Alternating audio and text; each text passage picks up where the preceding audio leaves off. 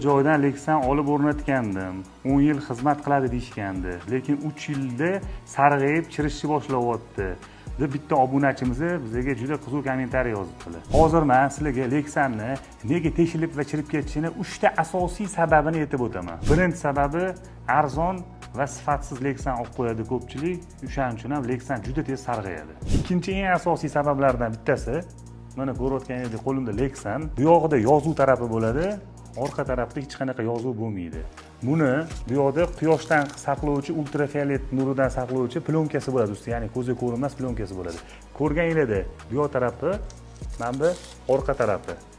Qo'lingizga olganingizda, ko'rganingizda ikkala tarafi ham bir xil bo'lib turadi. Shu litsevoy tarafini yo'qotib qo'ymaslik uchun har doim ustanovkada birinchi orqa nakleyka shilinadi, profil ustiga olib chiqiladi.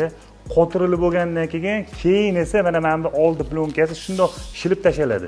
Mana o'shani ko'rayotganingizdek, hech qachon litsevoy tarafini hech kim yo'qotib qo'ymaydi. Ko'pchilik qiladigan xatosi nima bo'ladi?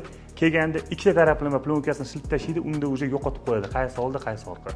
Uchinchi sababi, ustanovka paytida ko'pchilikning qiladigan xatosi, ya'ni mijozlar Lexan oldi sifatli yaxshisini deydi, lekin suv tomib ketyapti deydi. Bu nimadan sabab? Birinchi eng katta sababi bu qotirayotgan samarez va shaybasiga iborat.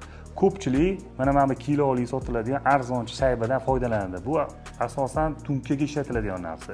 Bizlar beradigan maslahatimiz sizlarga eng zo'ri mana o'zini shaybasi bo'ladi. Rezinaviy, byudjetniy, malobudjetniy shayba.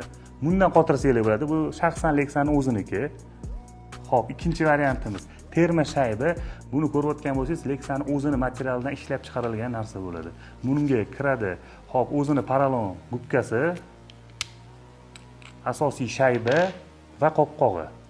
Buni qotirish usuli gubka paralonni qo'yiladi, ustidan asosiy qo'yiladi, keyin esa samarezda qotirilib, ustidan mana o'zini kalpachogini yopib qotirib qo'yiladi. Mana marhamat eng sifatli qotirish mashinada bo'ladi. Agar sizlar ham mana shunaqa muammolarga uchrashib qolmasanglar, mana shu yuqorida aytib o'tirgan 3 ta qoidaga rioya qilsanglar, hammasi yaxshi bo'ladi.